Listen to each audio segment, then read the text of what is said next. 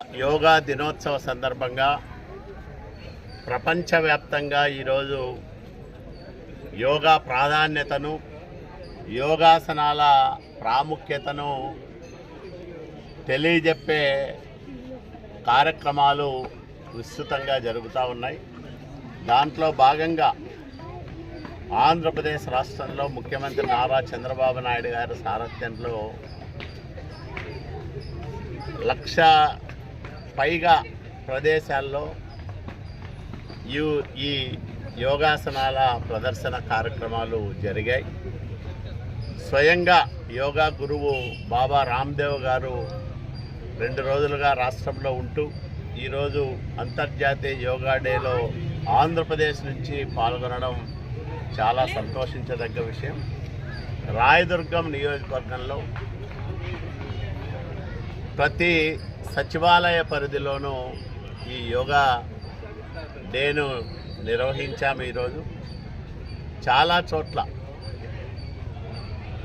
ఆసక్తి కలిగిన వాళ్ళు, అట్లాగే యోగా పట్ల అవగాహన ఉన్న వాళ్ళు పెద్ద సంఖ్యలో ఈ కార్యక్రమంలో పాల్గొన్నారు.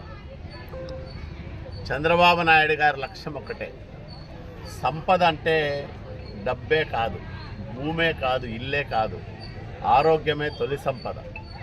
అందుకనే ఆంధ్రప్రదేశ్ రాష్ట్రంలో హెల్తీ, వెల్తీ, హ్యాపీ సొసైటీ నిర్మాణమే ధ్యేయంగా రాష్ట్ర ప్రభుత్వం పనిచేస్తూ ఉంది. మనిషికి మొదట ఆరోగ్యం ఉండాలా, తర్వాత ఐశ్వర్యం ఉండాలా, తర్వాత ఆనందం ఉండాలా. ఈ 3 కలగలిసిన జీవితమే సంతృప్తికరమైన జీవితం, సంపూర్ణమైన జీవితంగా మనం భావిస్తాం. అలాంటి ఒక మంచి సమాజ నిర్మాణానికి, ఆరోగ్య ఆంధ్రప్రదేశ్ సాధనకు ప్రభుత్వం అనేక కార్యక్రమాలు చేపట్టింది, అమలు చేస్తూ ఉంది.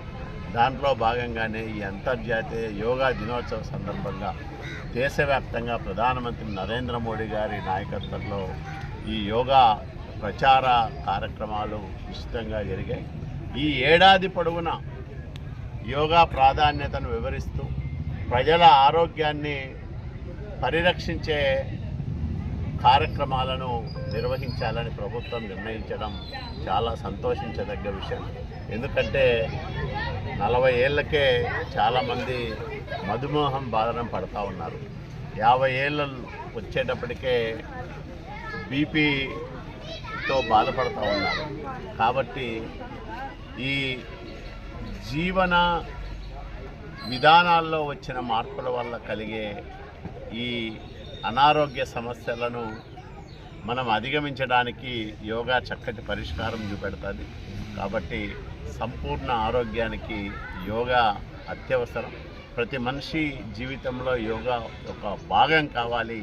ఆ రకంగా ఆంధ్రప్రదేశ్ రాష్ట్రం ఆరోగ్య ఆంధ్రప్రదేశ్గా మారాలి. దానికి చంద్రబాబు నాయుడు గారు తీసుకుంటున్న చర్యలకు, కార్యక్రమాలకు అన్ని వర్గాల ప్రజల సంపూర్ణ మద్దతు కావాలని కోరుకుంటూ సెలవు తీసుకుంటాం.